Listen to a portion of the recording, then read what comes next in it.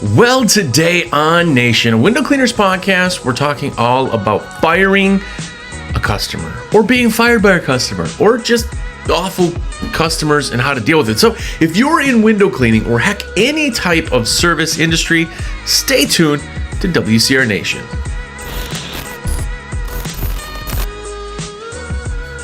What's up, everybody? Jersey here from windowcleaner.com, and you are here. What is up? If it's your first time here, have a look around. Hopefully you enjoy it. We're going on 10 years of content every single week. Knock on wood, haven't missed a week yet. So go back, listen.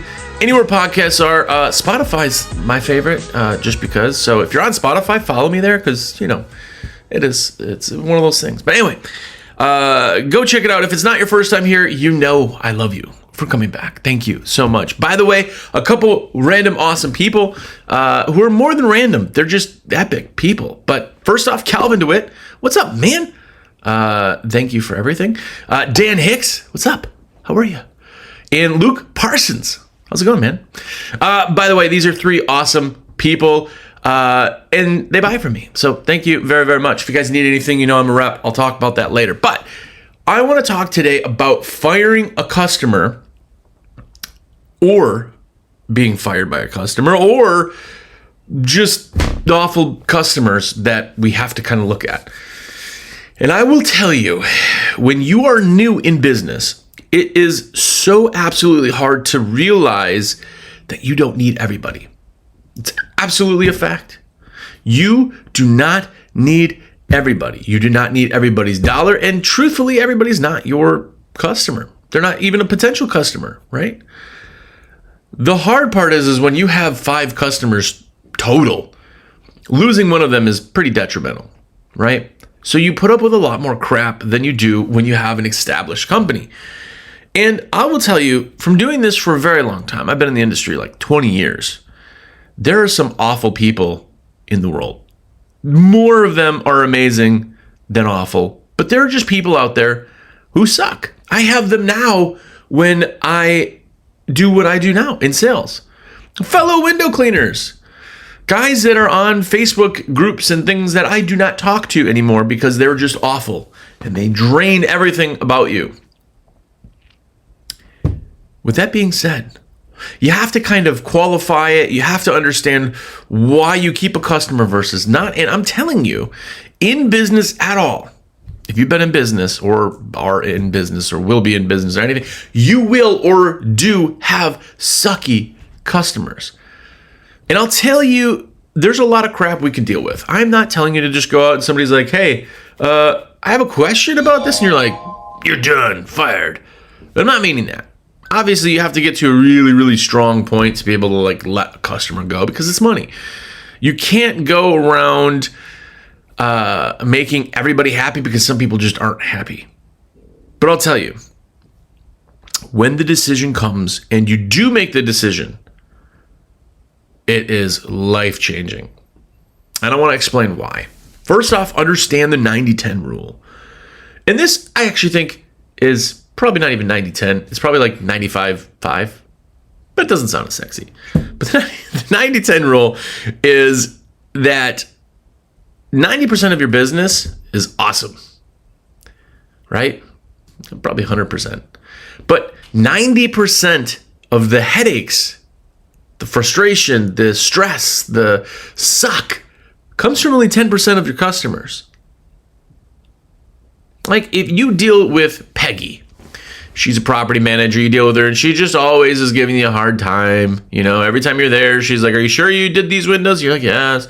That's not like grounds to let them go. Like you could deal with customers that just suck like that. That's not a big deal.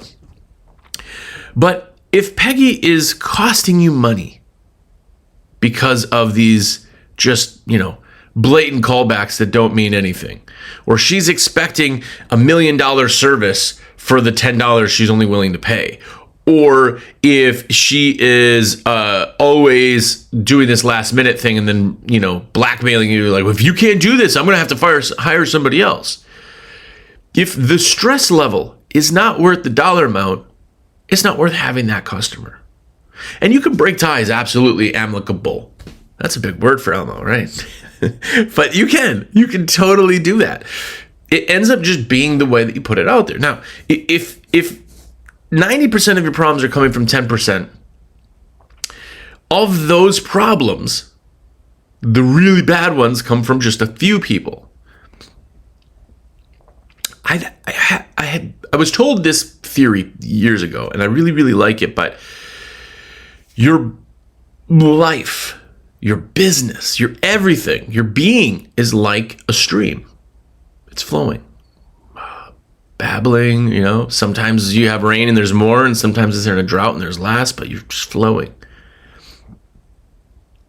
Water on earth is always moving. It's always going from a stream, and eventually will end up in an ocean somewhere, right? Or it turns into a cloud, puts back into rain, and then, eventually goes somewhere, but it's always flowing until a stick falls in to the stream and blocks it. And all of a sudden you're not flowing, all because of one stick. What do? Do you get, wait till it fills up, then it'll go over the stick, and the stick is still there, it's preventing most of the water, you go around it, you just move the stick. Take the stick out of the water and you instantly flow again. This is like a dumb concept, analogy, I guess, but that's the understanding for your customers. Now, I know, by the way, if you're watching and you're on Spotify or wherever you're listening to, Spotify, YouTube, anywhere, comment what the worst customer experience you've had with a customer for your company, because you are going to see this. Everyone has bad customers. And I really genuinely thought at one point that, no, it's just some customers you got to go a little bit bigger, And there are just some customers who will instantly start off angry and unhappy, and you will never please that person. There are serial customers out there that are serial offenders with every company that they deal with. I mean, that company, didn't pay for the roof because the roofer left a nail in the yard, and they didn't, pay for the windows because, this one window, was broken from a lawnmower 2 years ago and we didn't wash it. Or there's all these little itty bitty things. It's like, oh, that customer's always like that. And in fact, I know people in real life like that. Every single person that they hire or do or deal with is an idiot. And they can't do it right, and they're unhappy with it. Most of the time they're not paying them, or they're saying, I'm only going to give you half. Or they're just never, ever happy. Maybe they're finding the wrong person. Maybe they're always shopping for the cheapest. I don't know. But there's always people like that. And 90% of your headaches come from 10%. Now, I'm not saying that all 10% need to go. You got to find the really, really bad ones. Because the genuine truth of bad customers, bad stress, bad anything, that 90% of your headaches, think about it this way. If I'm with a customer and I spend an extra 10 minutes with a customer, that doesn't mean it's a bad thing. It just means I have what's called potential loss. And not saying it is a potential loss, but it's what your potential was that you lost. And if I spend 10 minutes with a customer and you make $100 an hour, whatever, right? We'll say $120 an hour, right? Is that right? That'll be easier math. Anyway, if I spend 10 minutes, that's $12 in loss. That means I cost myself $12 for that extra time. Now, if it's a sweet old lady who's got nobody to talk to and you're just, she's talking to you because nobody comes and visits her and you want to spend, abso-freaking-lutely, you could totally do that. You just have to weigh what problems come in with what actually makes sense. Now, I also know guys that are out there, guys and girls, but they're out there and they have customers and they're like, hey, this customer, we do this job and they're such a pain, and they call us back for the dumbest things that aren't real callbacks. We end up making $70 an hour all the time on this customer. It's just, we make nothing and they just take up so much more time. So not only are you not making the money, but you're spending the amount of time. Say a customer you spend 10 hours with. That could be a 5-hour job, 5 hours of callbacks, whatever. 10 hours. If you didn't have that customer and you filled that 10 hours with somebody else, good customers, what would you make? 10 hours, $100 an hour. It's $1,000. It would be a loss of $1,000 to deal with that company. Now, if, say, in that same amount of time, dealing with this crappy company, you made $400, that means your loss, your potential loss, the loss of the potential money is $600 by having that customer. Now, when you're new, I know this part's hard because you can't just fire them and be like, well, I'll just find somebody else. But when you get older and bigger and all that other stuff, if you can't get them back and they're always a problem, it is time to just clear them and say, hey, you know what? I apologize. This is going to be the last cleaning from us. And I just don't think we're able to offer kind of the solutions you're looking for. And I genuinely wish you the best. Here's the name and number of another window cleaning company in the area. I've heard good things about them. And I've met the guy. He's really nice. His name's John. Here's his number. I appreciate everything we've done so far, and I'm sorry that I wasn't able to kind of give you what you needed in the end. So thank you very much, right? If I end it that way, I gave them a solution. I didn't leave them. I didn't leave them hanging. I didn't leave in the middle of the job and go, blank you blank and blank. I didn't do that. I did it peacefully, and I didn't say, hey, it's your fault. I said, your expectations, unfortunately, are something that I can't match. I know I have an awesome company. I know that. What I also know is that most of the people also think I'm awesome. And I have this one customer or this couple customers. It's just, they're a pain in my butt. I know it's not me. I know it's them, but I don't need to tell them it's them. Here's the interesting thing with blame. If I said, you're the worst customer I've ever had, and it does not make sense for me to do any more work for you because you're awful to deal with. You're never going to be happy. We provide you a great service. We're awesome.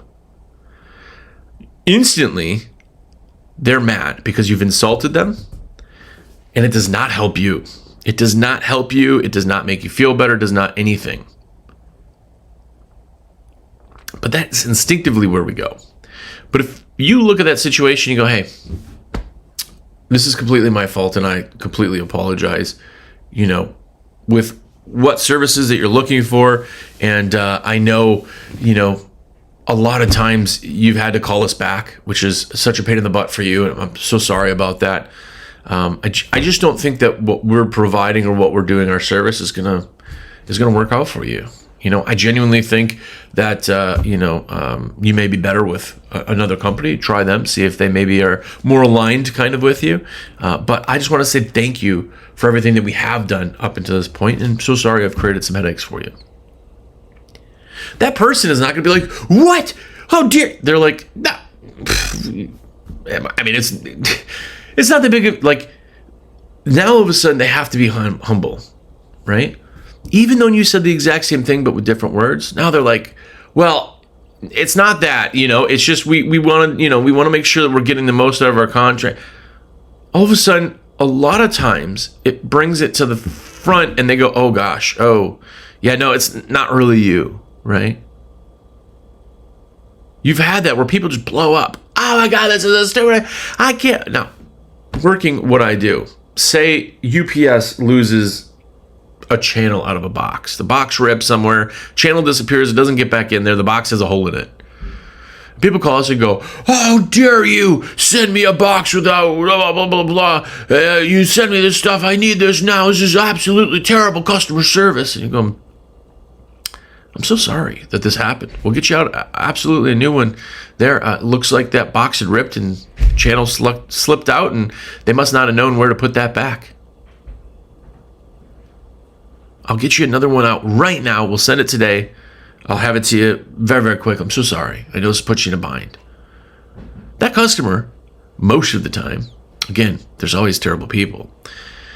But most of the time, they'll be like, thank you. It's just it's spring. I'm so ridiculously busy and no, it's a channel. It's not a big deal. I just really appreciate you guys taking care of it.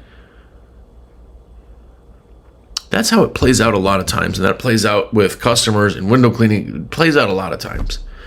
I'm not saying to nuke this situation every time instantly. I'm saying some jobs need that, because I'm not going to lose $1,000 by having this crappy customer that not only do we not make money, I'm losing that $1,000 that I would have made, but I'm also all of my stress. I stress when I look forward to the job. I stress after it's done. I know they're going to get callbacks. I know they're going to be angry and mean to the employees. They don't like doing it. I don't like doing it. But yet, for some reason, I'm still doing it. What makes sense? How does that make sense? By the way, again, comment your worst story, your worst customer, because I'd love for you guys to see what other people are experiencing. It's shocking. What else is shocking? Is I'm a rep for windowcleaner.com. Look at that segue, huh? No, shameless plug. You guys know I have to do this. I'm a rep for windowcleaner.com, and the way I make money is by placing orders for you. It costs you nothing extra. Plus, I get you the sales if there are any. I get you free gifts, your free shipping. I get everything handled for you. And all you have to do is just text me at 862-312-2026. You're like, hey, dude, I listen to the podcast, man. I just want to give you like a virtual high five. You could do that. Let me put your order in. It costs you not a penny extra.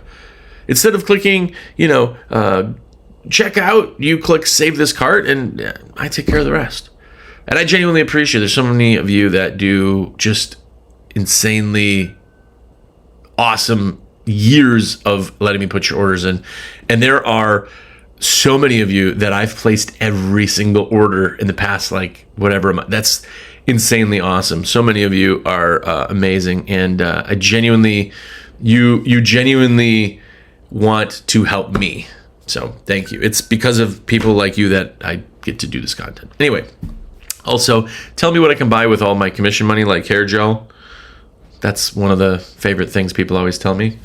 Apparently, I use a lot of hair gel. So let me know what I can buy with your commission. Also, if you haven't, go to American Window Cleaner, actually, awcmag.com. It's the American Window Cleaner magazine, and get a subscription. It's $69 for the magazine, which is actually amazing. The articles are great. The info is great.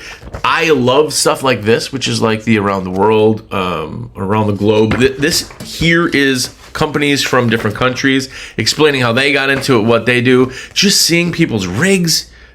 It's great. I'm partial. Also, you get this. This is the sticker sheet.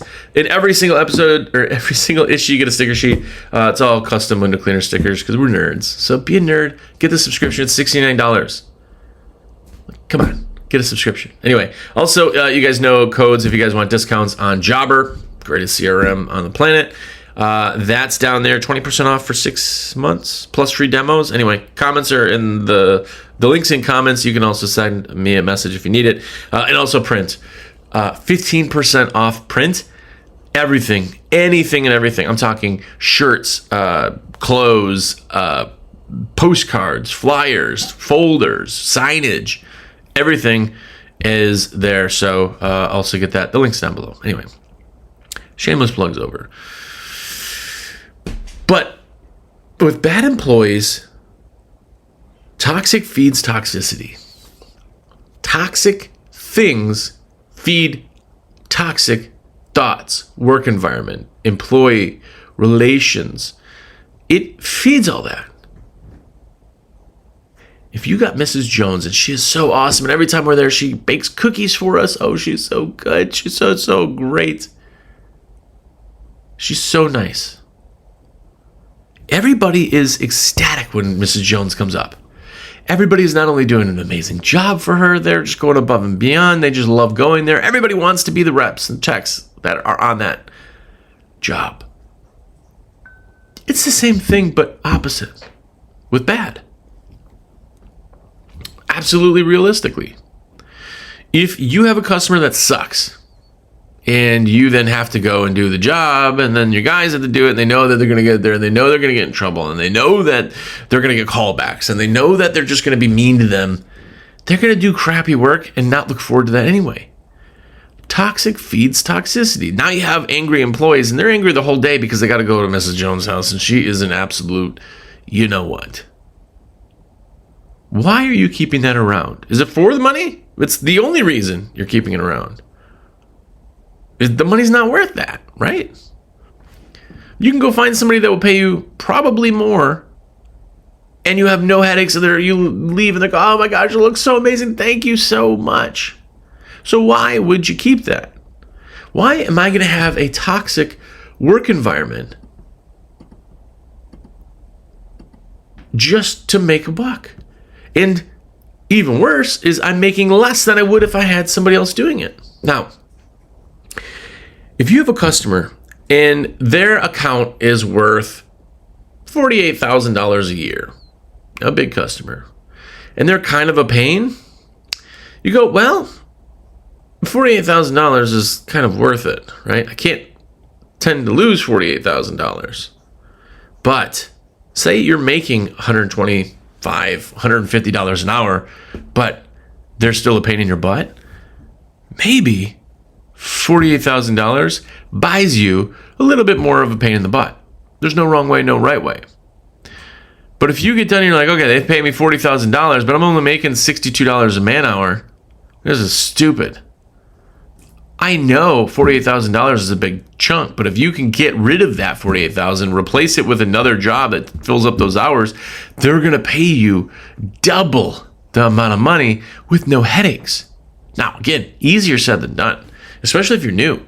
Like, there's a lot of guys out there that say, well, I'd rather have something than nothing. And those are the guys doing the lowballing. Like, they'll take the job for $100 because the lady goes, I know you said it's $299, but would you take $100 cash? And they're like, well, it's better than nothing.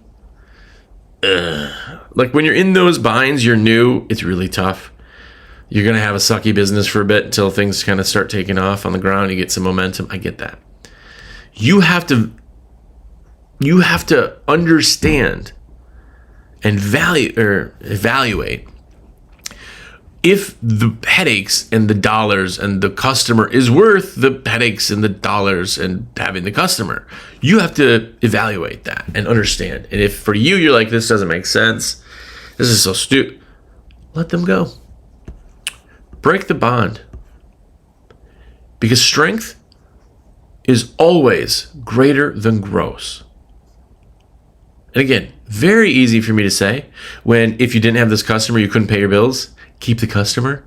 But strength of a business is so much more valuable than the gross of a business. And for all of you that do private coaching with me, which, by the way, between you and me, I have a slot open right now. So if you do want to get in, message me, shoot me a text. First come, first serve on that. But anyway, for all the guys that I do private coaching and have done for years and years and years, there is something very interesting that when you focus on the strength of the company, the gross happens to come so much faster than when you focus on just growth. When you focus on just gross. Strength creates gross. It creates money. It creates less headaches. It creates less stress. It allows you to do more in your company by being stronger. I say that, the best thing for a business is that if you can go to town, take a week off, go to Cabo. You take a week off, if things run flawlessly, that's a business. That's a strong business. I would rather have that than not have, any problems. And if I'm working and I'm really working, I can make $120 an hour, but I can't go on vacation because then I don't make anything. Like, there's a lot of little benefits, right? But strength is always better than gross. So if the situation that you're in warrants you to get rid of a customer, or on the opposite side, a customer ends up getting rid of you and you're going to be like trying to chase him back down, make it seamless, make it not offensive, make it basically you take kind of responsibility for it, even if it's not true. And your business will grow. I'll give you a quick example. And I won't put this in the comments here, but if you are listening or watching this anywhere, please do put your horror stories in. But I had a customer one time. We do phone bids, as you know. We went through everything. We looked at everything on the maps. And then when our guys got there, we found that they had done an addition on the house. That the lady apparently just was trying to sneak by. It was the weirdest addition I've ever seen. What they did was on the very back of the house, the entire length of the house, they just did like this giant glass enclosure around the back of their house. So they literally 10 times the amount of windows. And the addition on there had been there for 2 years. It just didn't come up in any of the satellite images, and she just failed to count those, I guess, when we walked around. And we showed up. We went, oh my gosh, I'm so sorry. I did the same thing that we do. When we had talked, we had gone over, it was 21 windows. I'm guessing it was a while ago. We can clean 21 windows. We can clean all of it. It ends up gonna, really increase the price. Here's the new price to do all of it. Otherwise, if you want to do just 21 windows, we can still stick to just the house. And her first words were, she was an Indian lady, and she goes, well, I sure hope this isn't because I'm Indian and you just don't like ethnicity, or however she worded it. The first thing out of her mouth was that. Something along the lines like, oh, this is because I'm not white, is how she kind of worded it, but in a grosser way. And as soon as that happened, I realized, oh, this is not, no matter what. She told us the amount of windows. We counted them with her on the phone, and I gave her the price. And then when we got there, she tried to pull some fast one, and then tried to pull a race card on us because, and one of our guys was on the job, was one white guy and one Mexican kid. Those guys that were there were like, okay, let me go ahead and call. I showed up on the job and I did the exact thing. It started that way. I knew there was nothing we were going to do that was going to make that situation better. She blatantly lied. She tried to cover things up and then instantly pulled the whole "are you racist" thing. I just knew as a customer, right? So I explained to her, I said, I'm so sorry. Our bidding process, we didn't show up here, so this is completely on us. So from here on out, we're not charging you anything. I apologize for the inconvenience, but we are going to part ways at this time. I'm so sorry, on this one, but I appreciate you giving us the opportunity anyway. And I'm sorry we couldn't deliver for you. Ended it right there. She then said, of course, that she was going to go and write a review about how we were a racist company, and we left. We just didn't say anything else, and I left. Because you know what? At that point, there's not anything I could have said, done, changed. Because even if we would have done the job, literally would have lost our rear ends on the job. We wouldn't have made any money, and she still would have been unhappy because she already had it in her head that it was because of this or that and this and that. And then if we would have left a streak or smear, or we worked slow or didn't do something, or even just had it in there, it was going to come back on us. Oh, it's because of this. See, I knew it. It was because, and then we would be out the money. We'd be out the job. We'd be out all that. Well, the review never came because obviously she knew she was terrible. That review never came because it wasn't a thing. And if it was, I had already put up a complete rebuttal, so when we saw it, we were going to post it with all the facts and the call and the amount of windows and the counts and all that stuff. But the reason in that one was that the stress and the headaches from the one customer before we even made a dime was well worth me sending the crew back, which we have a float board. You guys know I can still fill the job. I wasn't that worried about it. But we lost, say, 30 minutes of time doing everything else, and that was worth it for me. I paid 30 minutes to do that because of the cost of education. The cost of me learning a lesson and the guys learning a lesson and the avoidance of this giant headache. I knew it was worth the cost. That's on you. It's not on me. It's not on anybody to tell you this, but if you have customers, problems, or clients or whatever, you have to understand is that the cost of education that you've said, I learned this lesson, this one sucks, we're not doing it anymore. Did it strengthen your company? Did it give you less headaches?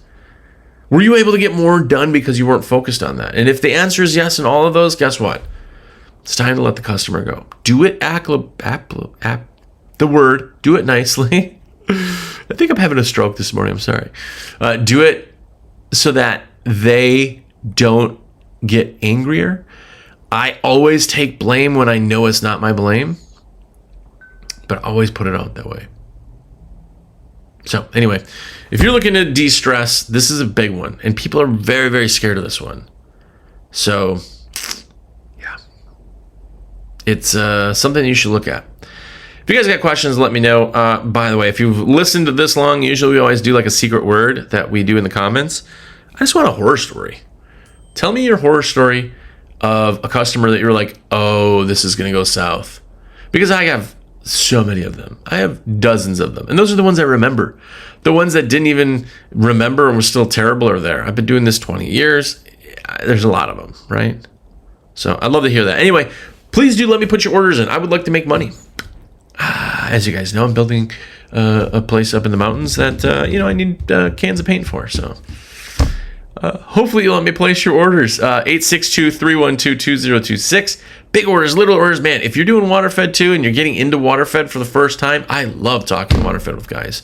So if that's you too, please, please, please let me know. I want to be a rep. I want to help with everything. I want to be your source of information or something like that. So anyway, let me know. 862-312-2026. And also the America Window Cleaner Magazine, awcmag.com. Just go right now and get it. You forget all the time. Go get it. Go get it right now. awcmag.com/sub. But just subscribe. $69. You get a magazine to your door for reals every month with the stickers for reals. Let's be nerds. Let's be window cleaning nerds. Learn everything we can. Also, amazing CRM platform course, Jobber. 20% off for 6 months. Get into it, use it. It will run your business. It's insane. You guys know I haven't talked about that kind of CRM stuff for a long time. So, also, print everything. Print. Also, get a discount on that. So, comments down below. If you guys got questions, please do let me know. I'd love to be your rep, like I said. And more importantly, fire a customer or two if it means you having a stronger, better company, less stress. But more importantly, go out there and be epic.